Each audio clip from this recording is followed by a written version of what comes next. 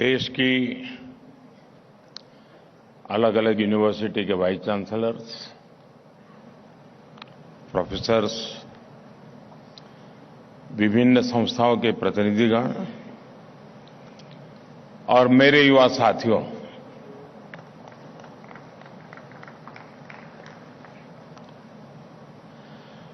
आज जितने लोग ये भारत मंडपम में हैं, उससे कहीं ज्यादा हमारे साथ ऑनलाइन जुड़े हुए हैं। मैं सभी का G20 यूनिवर्सिटी कनेक्ट इस कार्यक्रम में स्वागत करता हूं और आप सब नौजवानों का अभिनंदन करता हूं।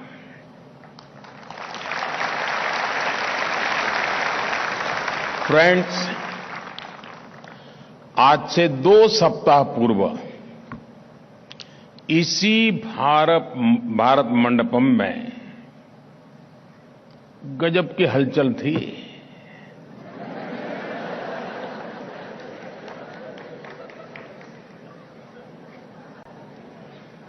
ये भारत मंडपम बिल्कुल हैपनिंग प्लेस बना हुआ था।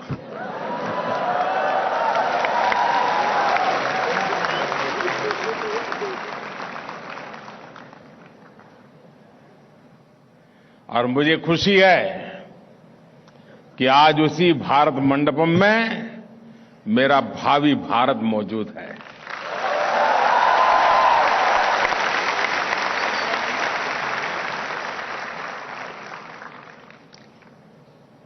G20 के आयोजन की और उसको भारत ने जिस ऊंचाई पर पहुंचा दिया है, ये देखकर दुनिया वाकई बहुत चकित है। लेकिन जानते हैं, मैं बिल्कुल हैरान नहीं हूं, बिल्कुल सरप्राइज नहीं हूं। शायद आपके मन में होता होगा, इतना बड़ा हो गया, आपको कुछ नहीं हुआ, क्या कारण है?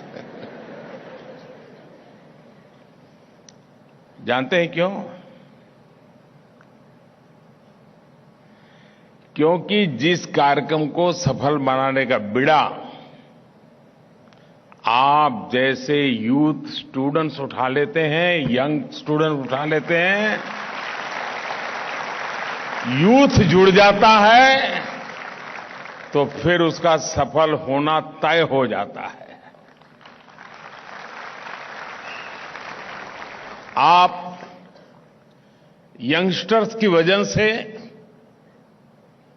पूरा भारत ही एक हैपनिंग प्लेस बन गया है।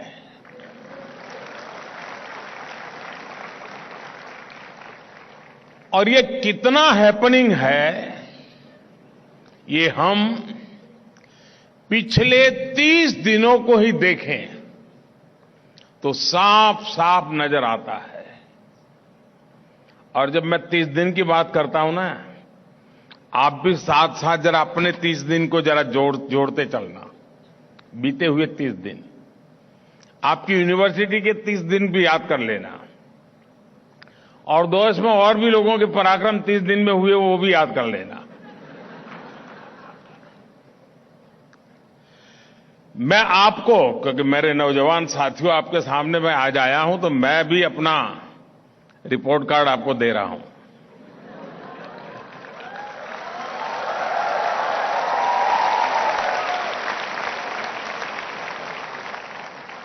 मैं आपको पिछले 30 दिन का एक रिकैप देना चाहता हूं। उससे आपको नए भारत की स्पीड और नए भारत का स्केल दोनों का पता चलेगा। साथियों, आप सबको याद होगा 23 अगस्त का वो दिन जब हार्ट बीट गले तक आ रही थी। भूल गए? हर कोई प्रार्थना कर रहा था कि भाई साहब ठीक रहे, कुछ गड़बड़ ना हो जाए। कर रहे थे ना? और फिर अचानक हर किसी का चेहरा खिल उठा।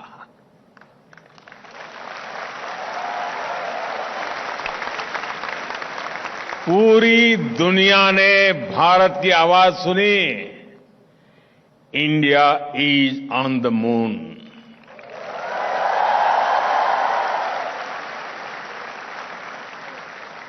23 अगस्त की वो तारीख हमारे देश में नेशनल स्पेस डे के रूप में अमर हो गई है। लेकिन उसके बाद क्या हुआ?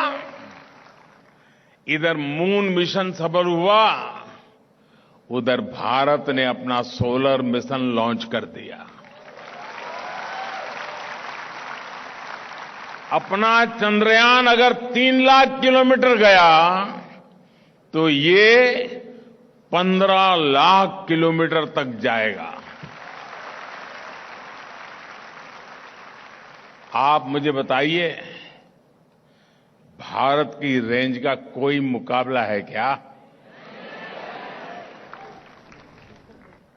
फ्रेंड्स, पिछले 30 दिनों में भारत की डिप्लोमेसी एक नई ऊंचाई पर पहुंची है। G20 से पहले दक्षिण अफ्रीका में ब्रिक्स समिट हुई। भारत के प्रयास से ब्रिक्स कम्युनिटी में 6 नए देश शामिल हुए हैं। साउथ अफ्रीका के बाद मैं ग्रीस गया था। ये 40 साल में किसी भी भारतीय प्रधानमंत्री की पहली यात्रा थी।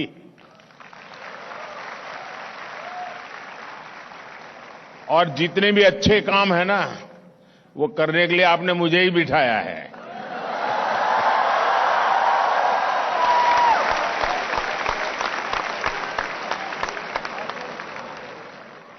G20 समिट से ठीक पहले मेरी इंडोनेशिया में भी अनेक वर्ल्ड लीडर से मीटिंग हुई। इसके बाद G20 में इसी भारत मंडप में दुनिया के लिए बड़े बड़े फैसले लिए गए। आज के पोलराइज्ड इंटरनेशनल एटमॉस्फेयर में इतने सारे देशों को एक साथ एक मंच पर लाना छोटा काम नहीं है दोस्तों।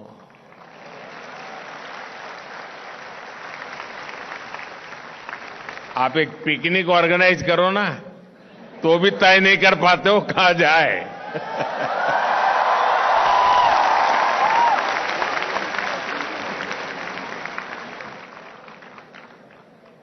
हमारे न्यू दिल्ली डिक्लेरेशन को लेकर 100% सहमति तो इंटरनेशनल हेडलाइन बनी हुई है। इस दौरान भारत ने अनेक इंपॉर्टेंट इनिशिएटिव्स और फैसलों को लीड किया। G20 में कुछ फैसले ऐसे हुए जो 21वीं सदी की पूरी डायरेक्शन ही चेंज करने की क्षमता रखते हैं। भारत की पहल पर अफ्रीकन यूनियन G20 का स्थायी सदस्य के रूप में उसको स्थान मिला।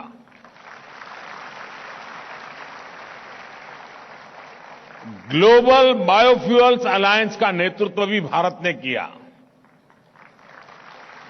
G20 समिट में ही हम सभी ने मिलकर India middle east Europe corridor बनाने का भी फैसला लिया है। ये कॉरिडोर कई महाद्वीपों को आपस में जोड़ेगा। इससे आने वाली कई शताब्दियों तक व्यापार और पर्यटन को बढ़ावा मिलने वाला है। साथियों, G20 समिट समाप्त हुई तो सऊदी अरब के क्राउन प्रिंस की स्टेट विजिट दिल्ली में शुरू हुई। सऊदी अरब भारत में $100 बिलियन का निवेश करने जा रहा है।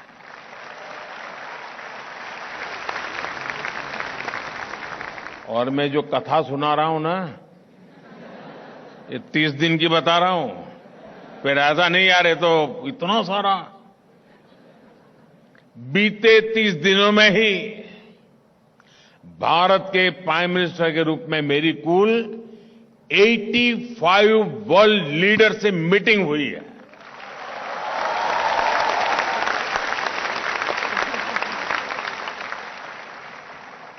और ये करीब करीब आधी दुनिया है। आप सोच रहे होंगे कि इससे आपको क्या फायदा होगा। होता है ना, जब भारत के रिश्ते दूसरे देशों से अच्छे होते हैं, जब नए नए देश भारत के साथ जुड़ते हैं, तो भारत के लिए भी नई अपॉर्चुनिटीज बनती हैं। हमें नया साथी मिलता है, नया मार्केट मिलता है, और इन सब का फायदा मेरे देश की युवा पीढ़ी को होता है।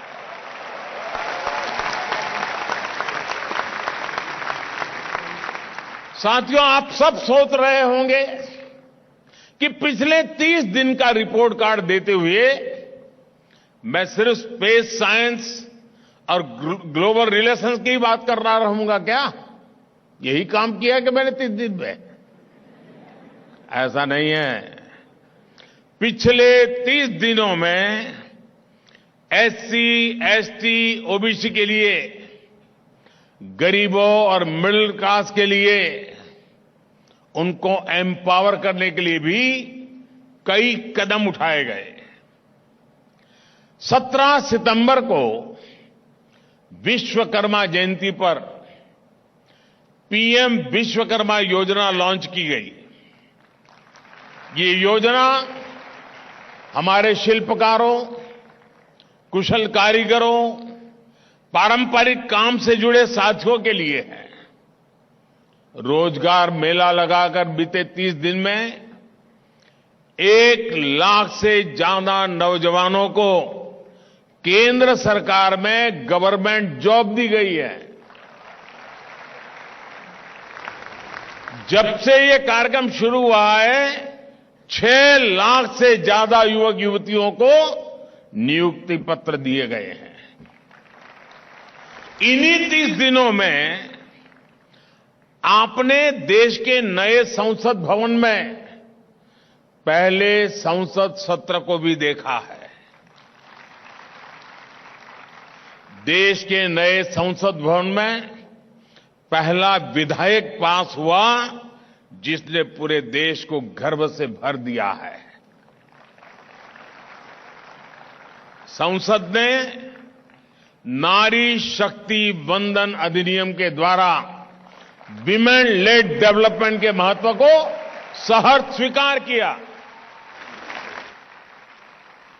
साथियों, बीते 30 दिनों में ही देश में इलेक्ट्रिक मोबिलिटी के विस्तार के लिए एक और बड़ा निर्णय हुआ। हमारी सरकार ने बैटरी एनर्जी स्टोरेज सिस्टम को एम्पावर करने की दिशा में एक महत्वपूर्ण योजना को स्वीकृति दी है। कुछ दिनों पहले द्वारका में अशोक भूमि इंटरनेशनल कन्वेंशन सेंटर को हमने राष्ट्र को समर्पित किया है।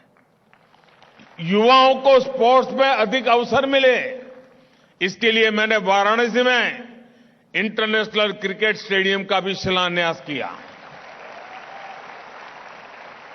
2 दिन पहले मैंने 9 वंदे भारत ट्रेन को हरी झंडी दिखाई। एक दिन में एक साथ इतनी आधुनिक ट्रेनें शुरू होना भी हमारी स्पीड और स्केल का प्रमाण है। पेट्रोकेमिकल सेक्टर में भारत की आत्मनिर्भरता को बढ़ाने के लिए एक और बड़ा कदम इन 3 दिनों में हमने उठाया है। मध्य प्रदेश में स्थित एक रिफाइनरी में पेट्रोकेमिकल कॉम्प्लेक्स का शिलान्यास किया गया है। मध्य प्रदेश में ही रिन्यूएबल एनर्जी, आईटी पार्क, एक मेगा इंडस्ट्रियल पार्क और 6 नए औद्योगिक क्षेत्रों पर काम शुरू हुआ है।